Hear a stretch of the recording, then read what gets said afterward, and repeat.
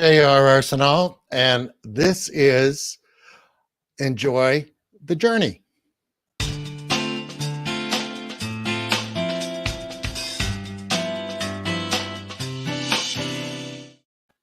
Tonight we have Tom Ginn on. Tom is Life Empowered Institute. He wants to give us some pointers on life orientation, things we should do, and how to get next year started on a really quick turn. Tom, good evening. How are you? JR, thank you for having me. I'm excited to be here tonight, and thank you for inviting me to your platform. Great. Tell me about the why of what you do. I know you've done other things in the past, but this is sort of a passion that I've picked up on.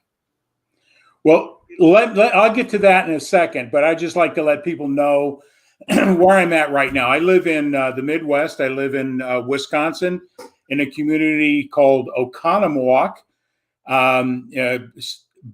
midway between Madison and Milwaukee. My wife was from this area. I'm born and raised from California, relocated here to Wisconsin nearly 24 years ago. Built a home near Madison, and then 7 years ago, downsized and moved in a condominium to match my lifestyle. Got tired of snow blowing and yard work and all that. So I've been all over the country in many different things. My background for nearly 20 years was financial services. I had my own agency in California. Sold that business, went off and did consulting, sales training, and development. And I was also a photographer. I picked up my first camera when I was in the Army at the PX, a Pentax, a 35 millimeter. JR probably relate to that. A tank. Man, you click the film advance, it made a lot of noise, but you could drop that thing, you could do anything you want, but it held up. But I had a strong passion years ago about photography. That was my creative side that showed up. And years later, I have a background in athletics and love kids. And I wanted to pursue my passion. And that was photography. I love sports. So I started a youth sports photography company called Legends of Photography. And I shot the little T-ballers all the way up to college level, individual team shots. I sought out some of the best coaches, the best people to help me become successful. So I learned a lot about how to shoot 12 to 1,500 kids a day, and how to do proper sports poses and that. And but things changed in 2006. I started seeing the downturn of the amount of participation. I call that purchases going down. The economy was starting to turn in 2006, prior to 2008. And then everything changed again because of the cell phone. Everybody thinks they're photographers. And with really? software, yeah, everybody thinks they're photographers. And using software, I even saw my revenues drop. So I decided to get out of the photography business and pursue some other things, get back into financial services, but not selling products or services, but in coaching. I'm a certified Dave Ramsey coach. And in that process, I ran across, and this has moved me into what I do with Life Empowered Institute. 20% of success in anything we do is knowledge. 80% is behavior and belief systems.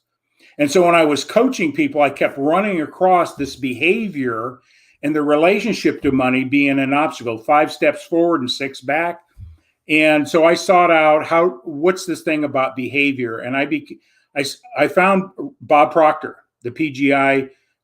So my wife and I both became certified Proctor Gallagher Institute coaches. I'm also a John Maxwell coach certified as well. Nice. So my passion is really to help other people recognize their fullest potential.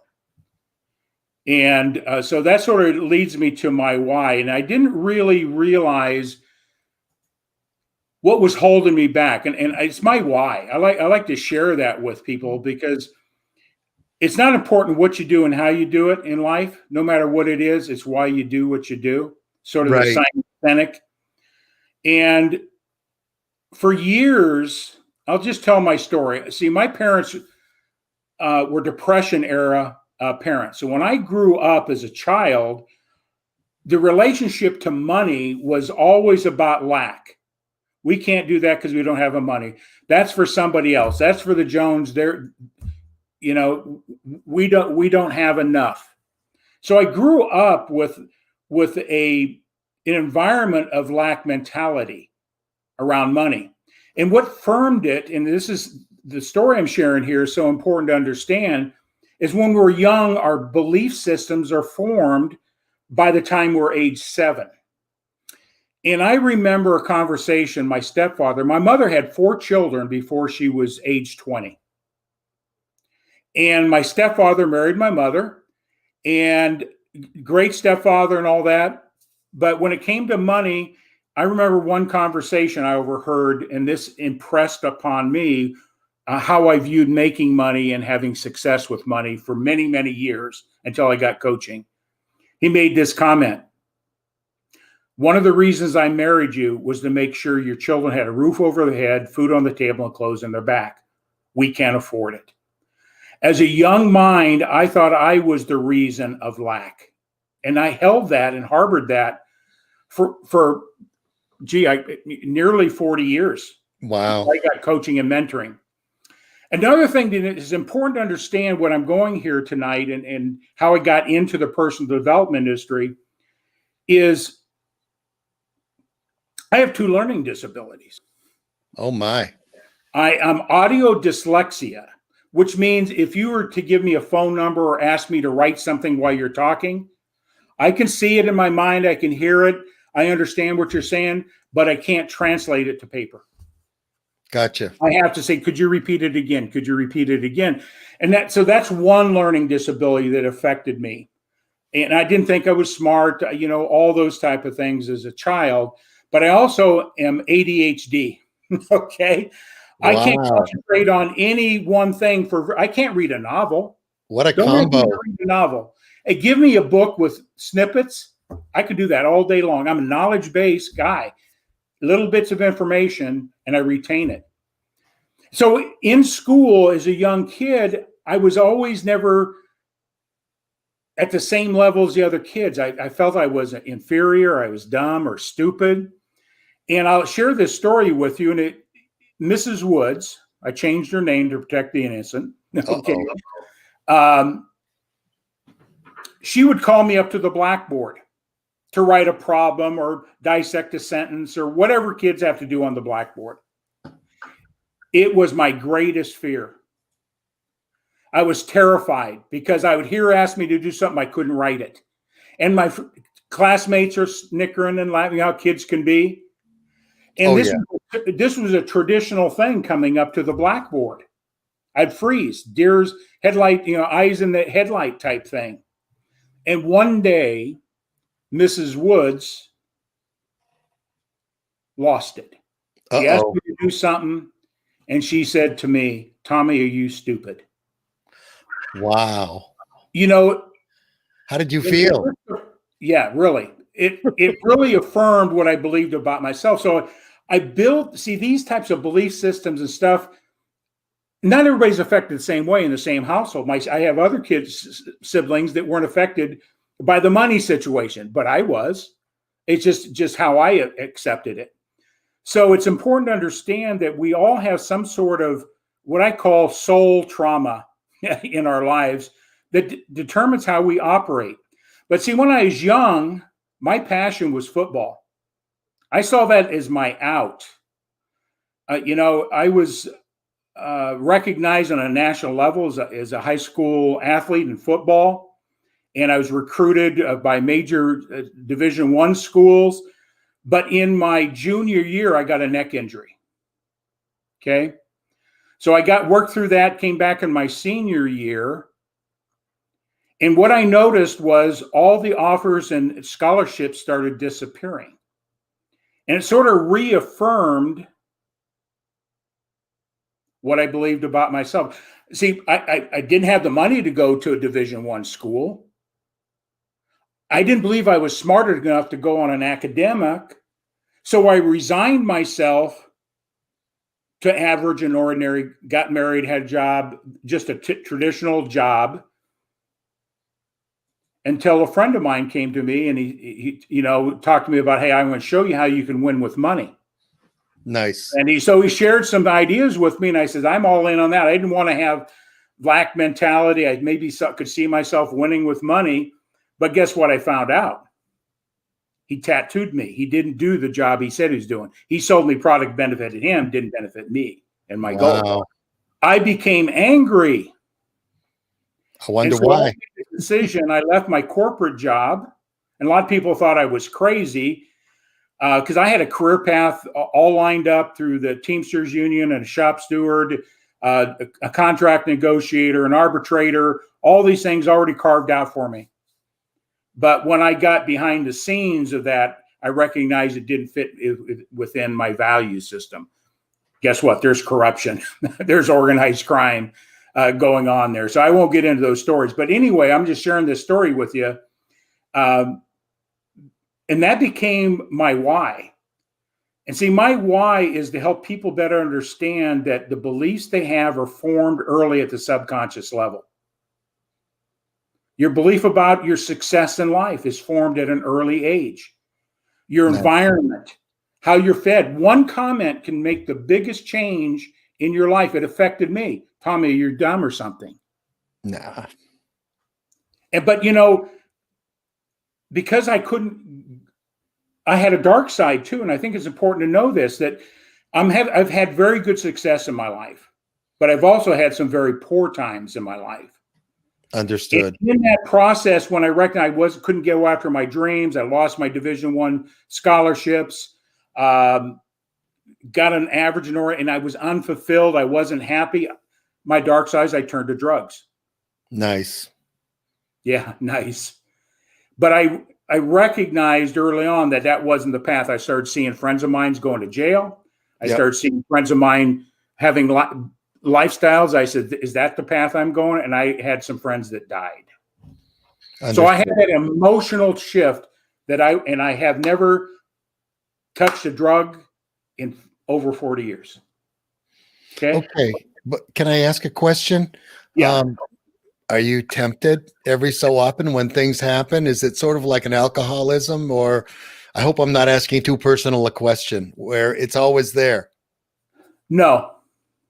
In the beginning, yes. And I'll share why it's no longer a draw in that direction. Okay. And I'll share that. Love it. So over the years, I worked jobs. This is sort of relates. In my financial service industry, I was the number one salesperson in a company of 10,000 people. And I didn't realize this, but the book, Napoleon Hill's book, Think and Grow Rich, my leader, my mentor at that time was having us do the book, the physical written goals, daily, all those type of things. My ego was in a way, I thought it was all me. That was why I was having all the success. When Richard left and started World Financial, that discipline that was put in front of me disappeared. And guess what? I was no longer number one. I moved into the middle of the pack, sort of average and ordinary in sales and financial services in the company. Okay. Lesson one, I didn't realize the power of what that book teaches. And so I was stalling out in my career. My promotions, I'd hit the ceiling because I didn't believe I was worthy or smart enough to take on a higher role. And I didn't have a good relationship with money. I made good money, but I wasn't making the money my potential was capable of earning. So I would stop. And that was directly related to those two incidents in my life. I didn't think I was smart enough, and I was brought up in an environment of lack mentality. Those two things controlled me until 30 some years later, nearly 40 years later, until I got coaching. And somebody pointed out my belief systems and how to change them, how to get through the self-imposed. I like what Glenn Morshower said the other night in our training. Is it when an obstacle comes in front of you, are you putting a fence around you? Or is it a hurdle? Or is it an obstacle that you hurdle to get stronger with? So through coaching, changed everything in my life. Now I'm doing things I would never do, such as this, getting in front of an audience, going back to my childhood, that you can hear me, I slur, I step on my tongue, I do all sorts of stuff. And that would trigger my old beliefs. And today, because of coaching and understanding how I was operating at an emotional level, I'm able to get through it. I'm doing more things today. I do what I do because I love it. I don't do it because I need the money. I've already achieved what I call critical mass financially for my definition of what I want to do in my life. Okay. I'm 71. You and I, JR, are the same ages, right? I'm actually 3 years younger than someone, but you look good for your age. Genre, right? Hey, you look good for your age, buddy. What can I say? Well, I have to thank my mother and my blood father for good genes, and age is nothing more than a number. If you think old, you act old, you start looking old. Seriously. That's an interesting point, because in the neighborhood I lived in before my current neighborhood, I didn't realize I moved into a retirement neighborhood because I didn't scope out the neighbors close enough. But on the street, I was actually one of the young people on the street.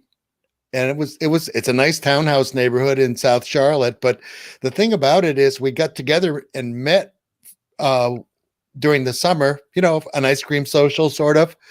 And everybody was talking about how you work around your Part B payments on Medicare and all that, and little tricks.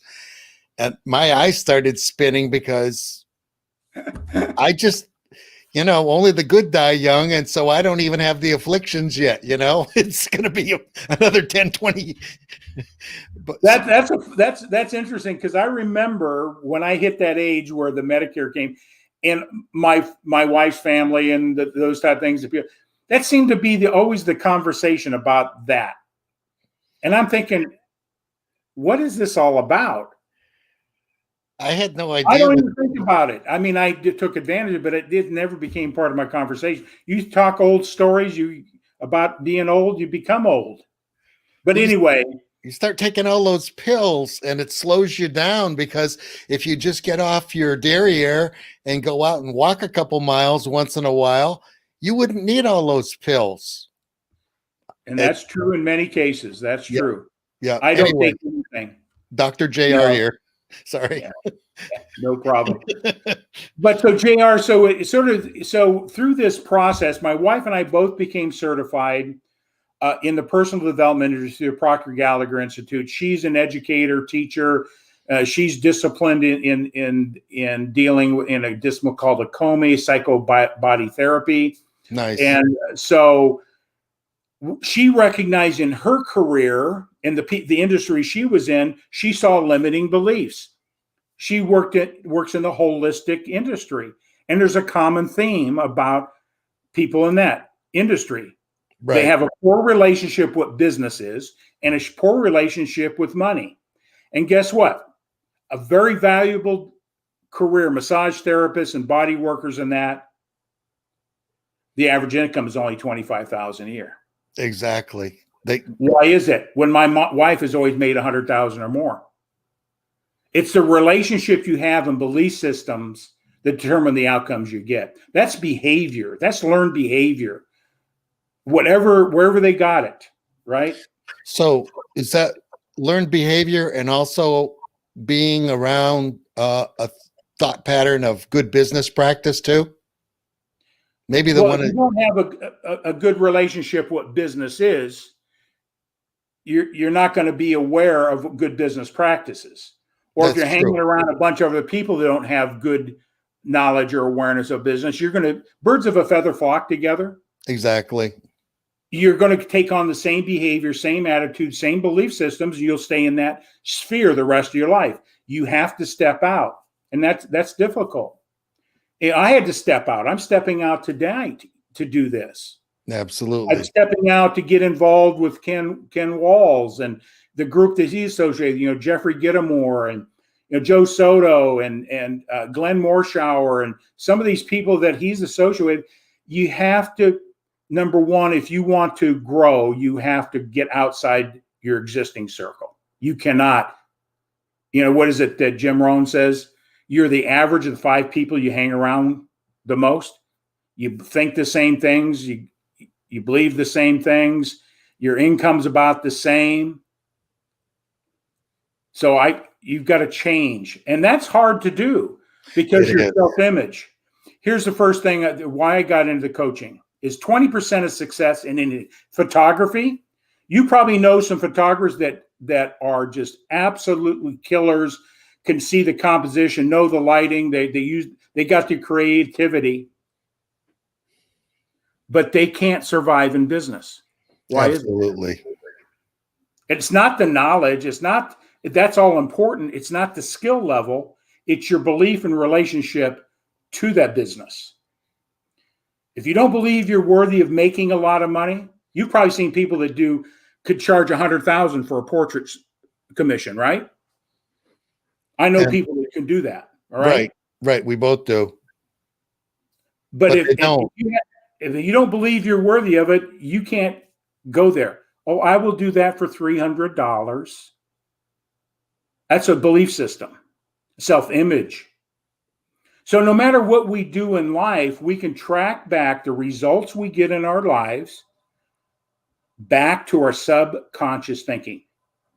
98% of everything we do is at the subconscious level. Everything. Go ahead. The thing that you just said, excuse me, but the thing that you just said, it occurred to me that when you're in that, to use your example of $300 for a portrait setting, it's not even the money. It's you're in the paradigm of how little am I worth? And really, at that point, if you're the person coming for me to take your picture, I could pay you $300 and you would walk away with the pictures thinking, geez, maybe I could have got him to pay me $500 to do it. Once you're in that spiral, there's no bottom to it. It's been my experience. Yeah. And, and so success in life can be tracked back to your thinking.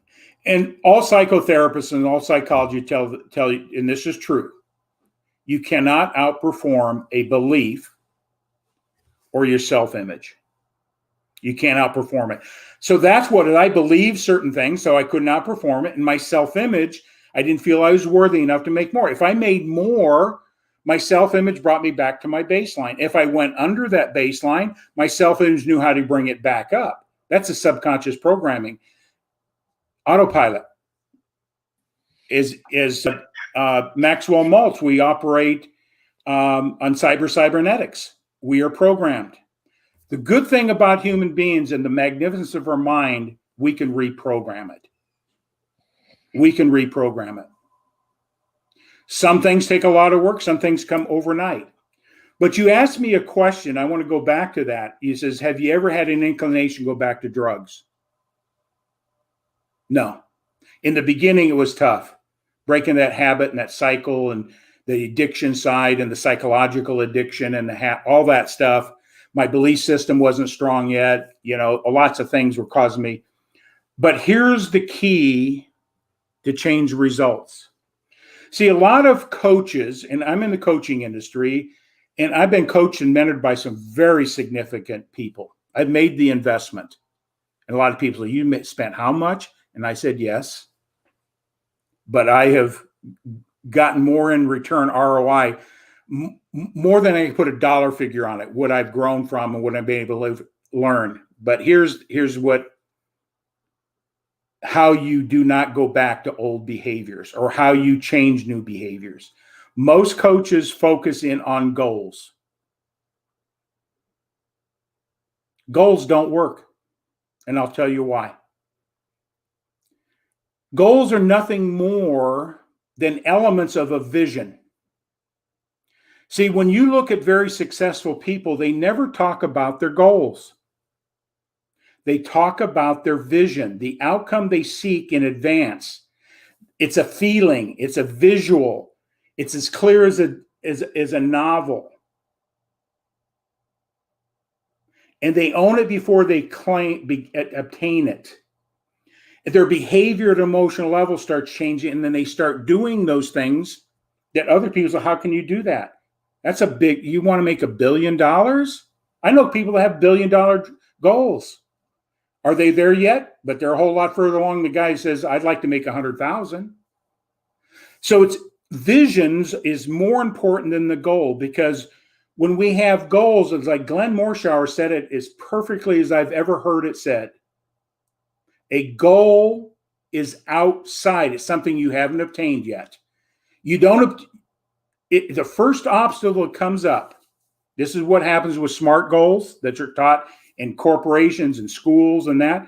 The first difficulty that comes up, first setback, first disappointment, one or two things happen. They quit. Most people quit. I guess my mom and dad, I guess my friends were right. That was a stupid goal. That was too big. Who do you think you are? Or they downsize their goal. They don't live to their fullest potential. So having a vision is the most important thing. And I highly recommend anybody who's listening tonight to look up Dr. Miles Monroe, his speech. He's dead. Him and his wife were killed in a plane crash. But he talks about the power of vision. I do a lot of corporate talking on this one subject. It makes life easy. It makes decisions easy. Because you have, I always like to use this as a story, is a treasure agent, they don't train a treasure agent to study counterfeit bills, do they? No. They said, this is the real deal. Study it. You know every dot. You know the exact color. You know everything about the truth, right? The real deal. So when a counterfeit comes across, you instantaneously know it's not real. The same thing with vision. When things come across you, if it's not in alignment to the outcome that you're seeking in your vision, you're able to throw it away. Drugs, boom, out of the way. It will interfere with my vision. The vision is stronger than the goal. The vision is stronger than the goal. It's emotional. We operate at emotional levels. Are you emotionally attached to the outcomes that you seek? Most people aren't attached emotionally to what they want. We are emotional creatures. What do you desire? So having a vision makes it easy to make decisions. It determines who your friends are. It determines what books you read. It determines everything. And life becomes simple because everything falls in alignment with the vision. Doesn't mean you have a boring life. I guarantee you, I don't have a boring life. Okay. How are you running 4 different companies, Tom? Because I have a vision. I have a purpose. My goals help people understand how to get what they want in life, starting with a vision. How do you create it? And it's a process. It's not just a checklist and fill in the boxes and answer a couple questions and go through that, because goals are nothing more than elements of the vision. They're pieces of the puzzle. You may have goals about making money that will support your why do you want that type of money? What's the purpose? What are you going to do with it at an emotional level? What is that going to contribute to your family, your friends, your community?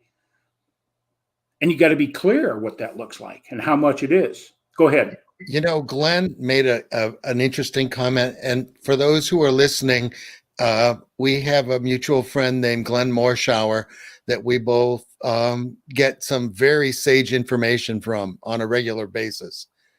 And he said something very valuable quite recently, possibly last weekend, that people have money goals.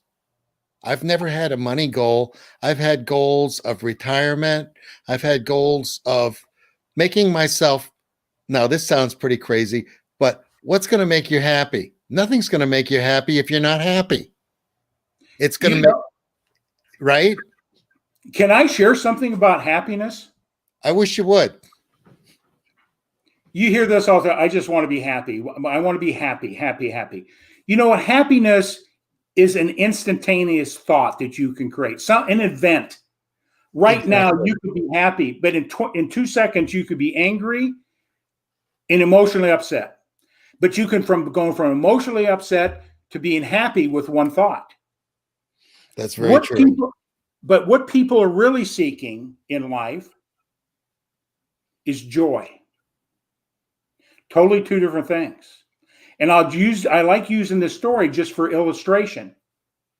We have happy birthdays. We have one every year. I've had 71 happy birthdays. How many of them do I remember?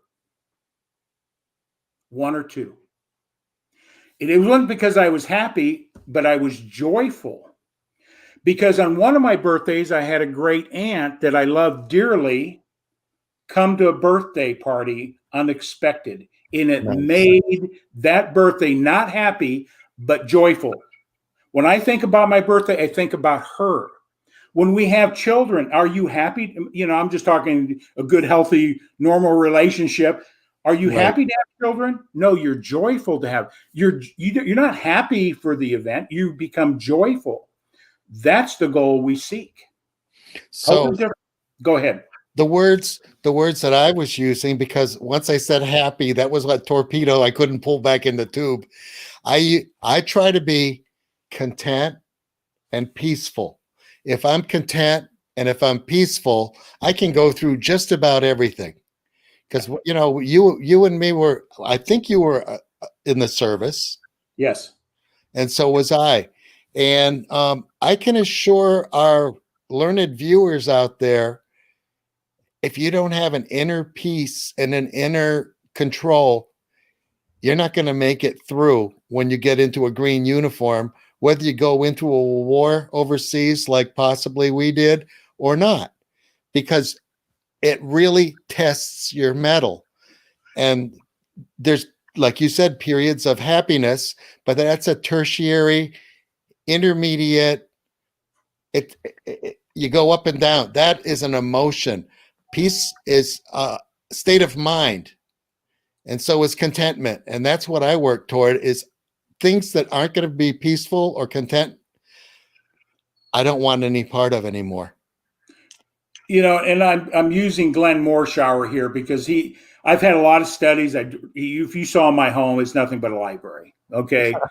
And everybody says the same thing with different ways, but he said this so clearly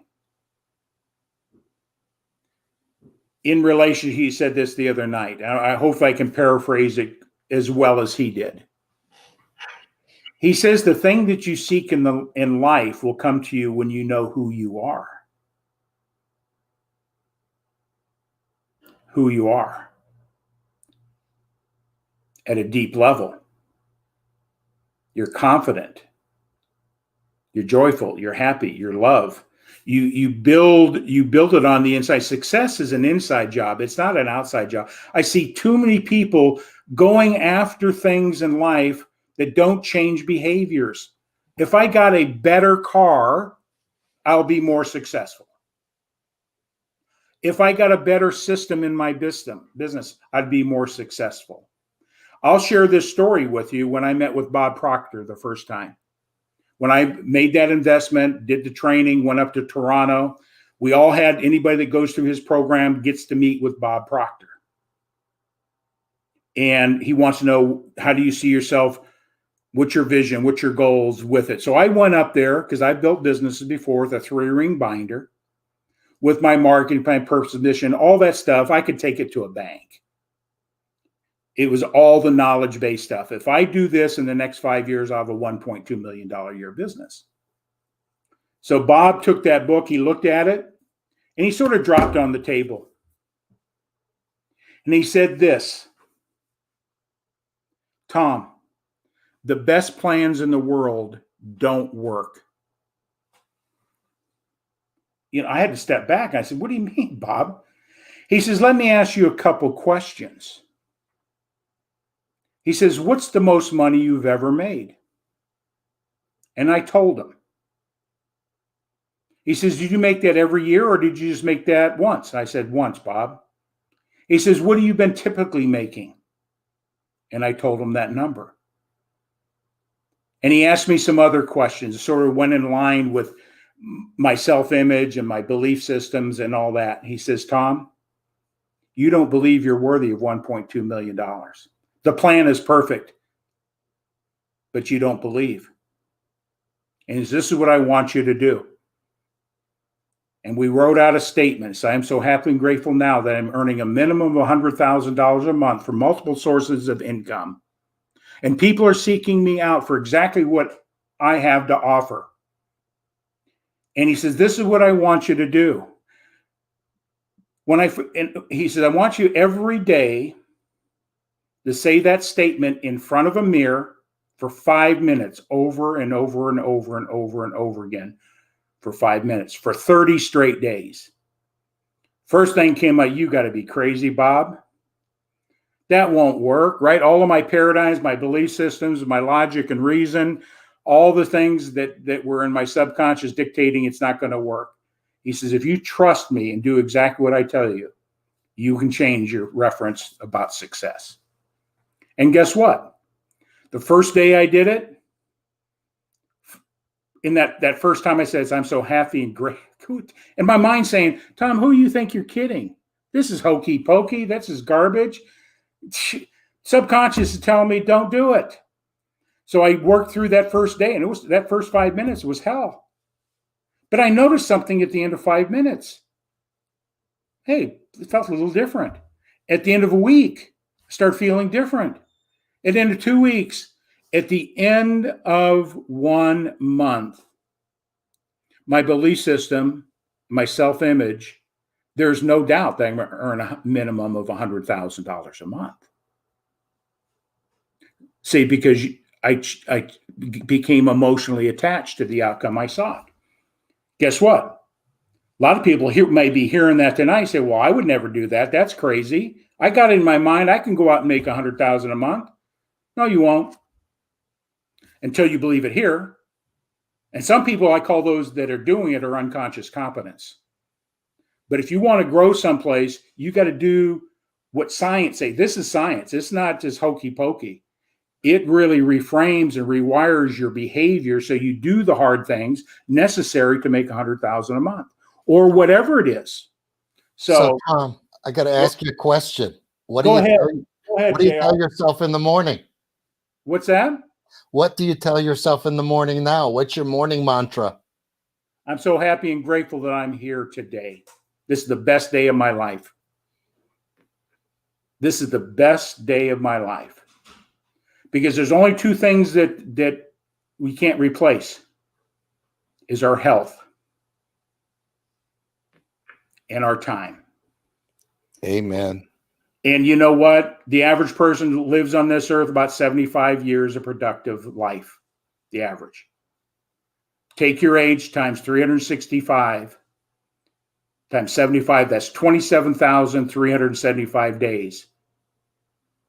If you're 50, figure out how many days that is, how many days you have left to go and get what you want in your life. Time is valuable. What do you do with your time? The average person spends 5.5 hours a day on a device, and they wonder why they're stuck. I'm blunt. Reallocate your time to the outcomes you seek. And you can still have a fulfilling life, a fun life, a life full of recreation. Matter of fact, I end up having more time than I've ever had before and making more money with less effort. Isn't that what we're doing? And I'm helping and serving more people. That's my goal, is to help people understand winning is an internal game. It's a thinking process. And I didn't create any of this. I've just taken it from the people that have been teaching it for years. Bob Proctor has been teaching it 60 years. He was mentored and coached by Napoleon Hill and many other people. Benjamin Gay the third. And I can sort of go down a lineage who this guy has learned this from, and he just teaches.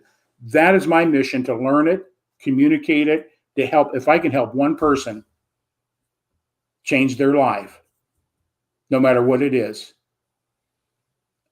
I fulfilled my purpose.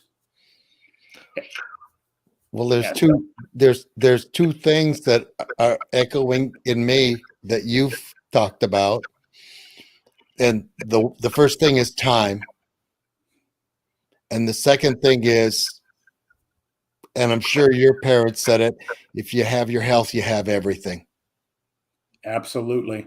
So you take care of your time, and you take care of doing healthy things, which is including not getting wasted on a regular basis, whatever your libation or whatever of choice is. It's funny because I go on. I went on a really nice 2-week getaway up to New England. I'm not saying that to brag, but the thing that I found interesting, and we went to some really nice places to eat and stuff. I honestly didn't feel the need to order a glass of wine at every meal. I didn't feel to go to the ABs, to go to the package store, as they call it up there, and have a little whatever. And I don't know if that makes me, pardon the language, a tight ass or whatever, but I was having so much fun with my friend the way we were, that I didn't need something to take the edge off, because I didn't want that edge to be taken off. It was lovely. And I don't know what the purpose of what I said is, other than the time and the health and the orientation that you talk about, where you're actually walking. You're not going to go to Hollywood to see if you can work out to be an actor, and if whatever, you go to do it. I go to take pictures. I don't go to try to see what I can do. When you get in now, one of the things that you have, and let me flip over here, is you've got something that is a consulting session that is something that I think people should know about. And tell me a little bit about that. What's the process of working with you? Getting coaching, it's a relationship. I think that's really important. Who's teaching? What's the relationship? Is there a bonding? Or do we have some emotional connection? I think that's really important. There's people that know more than I do, but I couldn't relate to them, and it wouldn't be a good fit. So in my coaching, what I do is I do a discovery session. Okay. In that discovery session, I just go through a process is find out where they're at, get a sense and a feel of where they're at from their perspective, and where do they want to go. It could be financially, it doesn't make any difference. There's so many people that says my coaching is only for this. I believe I can apply behavior training in financial coaching. This is what my tagline of my financial coaching is: behavior before numbers. I only meet with my clients 3 sessions on the numbers, find out where they're bleeding, put a plug in the hole, and then last session is see the improvement. The rest of the 3 months I work on is on behavior before numbers. You can do things in sales. You can do the same thing in management. You can do the same thing in relationship. It's studying your behavior first. If you can't change your behavior, you never change the outcome, no matter what it is. And your behavior is a thread through everything else in your life. So when you master that process, you master your reality. You master your reality. So the discovery session, what I do is I offer a free discovery session. You can contact me through my email and just put in the subject line discovery. Okay. And in that, like I said, it's just an evaluation, find out where you're at, tell you what I do and how I do it, my methodology, what we're going to do. And I usually do this. I offer the first lesson of my program. I have a 12 module program that I work people. It's a process that I bring people through. I offer them that first session for anybody that responds off of this live stream, I will offer that. I usually charge $150 for that. I will be only charging $75 for that. You'll have access to one of my modules. I do an onboarding, teaching you how to study, because it's a totally different way to start learning how you think and how you study the materials. And then I get back and I facilitate that first lesson. It starts establishing, what do you want? What is your vision? What are your goals? And it goes through what breaks down the myths. There's only 3 ways you set goals. A goal, something you've done before. A B goal, SMART goals, something you think you can do. First obstacle gets in the way. And then a C goal, or the vision goal, is where I focus. And how to do that is a process. Matter of fact, it's a lifetime process. Okay. It's like writing a book. Okay. So that's what I'm offering. So anybody who wants to take advantage of that. And anything else you ask of me? Well, it's just been great. There's 100 thoughts that go through my head on different things about not behavior modification, but changing who you are. Behavior modification means I can slip back into the old behavior. You know what? And can I just make a comment on that, Sure. JR? Is we never get rid of old beliefs and old paradigms. They're always there. There's a program. It's always, but what you've learned to do is put up a firewall, and instantaneously, when you learn this discipline, you recognize what it is. It's called a feeling, the vibration level you're in, negative or positive, the whole spectrum. You immediately know where it is, and you learn the mechanism. Bob Proctor, he says he wakes up every morning and has the same paradigms, belief systems, insecurities that he had when he was 26. Every morning he wakes up, but he recognizes, and he instantaneously through learning these disciplines and applying through life, because all you're doing is you're building a firewall, and then you continue moving forward, and because you can fall back. You can fall back to drug addiction. You can fall back to slothfulness. You can fall back to procrastination. You can fall back to whatever habit that's not supporting the outcome, just like that. But you know it, and you know how to change it. Oh, I've fallen off the wagon. I know how to get back on it again. It's not far away.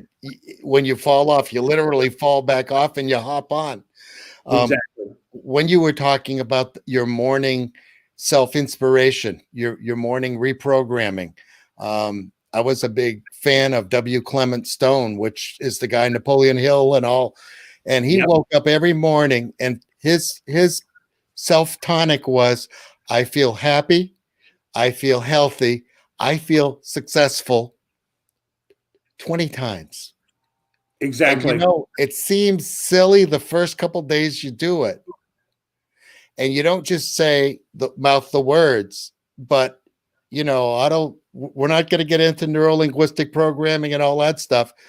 But if the universe was spoken into existence with words are very powerful things. Absolutely. And and that is such a key thing. You gave us so many good things today in this talk, which I thank you for. But the auto positive programming habit, when you get up, you have to get up on the right side of the bed, because there's 2 sides you can get up on. And you're forcing yourself to be on that right side of the bed and not the wrong side of the bed. That's just, you're right on. It's a disciplines of behaviors that support what you seek, positive things. And it's not what you get up in the morning on the right side of the bed. I plant this seed with everybody. What do you plant in your mind before you go to bed at night? It will dictate how you wake up in the morning. If you watch the news and all the BS on there, all the negativity, the murders, and all the political stuff and all this stuff you don't have any control over, you're going to sleep with negative thoughts working all night long. And when you wake up in the morning, that's your predominant place of reference. So you fill your mind with good readings, good music. I turned off my TV 5 years ago. I haven't watched TV in 5 years. Nice. If I want to watch a football game, I know where to get it. Right? I go down my local pub. I don't Right. drink. Get a friend together and we'll go down or go over his house or whatever. If I want to watch the Badgers play next Wednesday against Wake Forest, I know where to get it. But I Nice. don't watch TV. I fill my mind. I can get as much news as I want on one of these devices when I need it. I'm informed, but I'm not being 5 hours a day filling my mind with non-essential negative programming. It's what you become what you read. You become what you read. And so that's what I do. There's two things that my grandpa told me that we have control over, not death and taxes. We got no choice over those two things, but we have two things. We have our friends and our books. Those are the only two things we can choose from.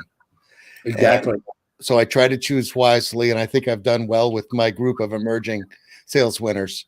One of the things I do is I've got, let's see if I can see it. Anyway, you can't see it that well, but I actually started to-do list tomorrow, and I will, before I go to bed, I put my to-do list tonight, all the things I think I should be thinking about tomorrow. I put them on a list, and it's just a short list because it's coming on to Christmas, but it is amazing the stuff that you don't think about at night, because you know you're going to do it tomorrow and it's already there, and it's like you've moved it over from one from the active drive to the storage hard drive that's reactivated tomorrow. And that, and what you said, those are things that I try to do because I do the W. Clement Stone thing. It's sort of old school, but it works for me. Can I say something about old school? Yeah. That old school is made what the new school is all about today. It's the law. It's the way it works. They just repackage it, but the law is the law. And I tell you what, you know, take it from the masters. You know, Bob Proctor says he didn't create any of this. He just studied it, and then he just teaches it. And if you apply it, the universe works in law. Our thinking is law. When we're stuck, our thinking's out of order. Everything in the universe operates in order. Everything, our thinking. When we feel frustrated and angry, and there's something out of order. And right. When we learn how to put those things in order and understand the highest level of order is love, and strive for that feeling and vibration, and everything else in their life works. In my program, gratitude, G-Force, gratitude, it changes feelings. Just be grateful for everything, even the difficulty things, because it changes your view of it. It negates negativity. It gives you hope. It gives you purpose, and it gives you answers by being grateful. It's a powerful, powerful word. Study it, apply it, and be grateful of difficulties, because when you're grateful for it, you become aware of how to solve the problem. Perfect. If you're not grateful, you become a victim, and you blame and you point, and you stay stuck where you're at. You actually dig yourself deeper. You dig yourself deeper. So anyway, you know, JR, I could just, you know, this is what I love doing. And I just encourage. Yeah. And it does make a difference in people. It's made a difference in my life. That's my passion. I've seen it work in my life, shift me in ways that I can't explain in this short period of time. I've seen it with every one of my clients. Every one of them has shifted in a very significant and powerful way. And it has nothing to do with me. It was that I just gave them awareness and they did the work. That's the key. They did the work. I'm putting your email up too right now. And there's the other way to get him through his website or this way. And Tom, as you can tell, is a very knowledgeable person that has an empathetic heart that wants to help people. Tom, I really appreciate your time. Yeah, put up my website real quick so everybody can get that banner. There we go. Yeah, that'll take you to my website. It'll give you a whole spectrum of all the things I do. You'll be introduced to my wife as well. She is phenomenal. And if you're a veteran, I want to put this out there. I do coaching at the University of Wisconsin, Milwaukee, through the Department of Education, through a TRIOS program. If you're a veteran, please reach out to me. The program that we have works with PTSD, transition. So don't hesitate to reach out to me. Just email me, discovery session, and we'll open up the doors from there and see if the path I have is a path that you want to go journey on. So with that all said, we're good. Thank you. And I'll catch up with you in just a minute or two. Well, wasn't that an enlightening session? I hope everybody enjoyed what was going on there. I certainly learned a lot. It really is a good thing to become the person you can become. Have you ever wondered what your potential is? Have you ever wondered what that 100% means? I've been working on that lately, and people like Tom are in my life to help me achieve that. I hope you liked the show. If you did, please like it. Thank you for the comments. And we didn't get to all of them. I got sidetracked, and I apologize. But it's so nice seeing you, and we're looking forward to seeing you again. Please subscribe to the show, and you'll be informed when we're having new ones coming up. Thank you, and please enjoy the journey.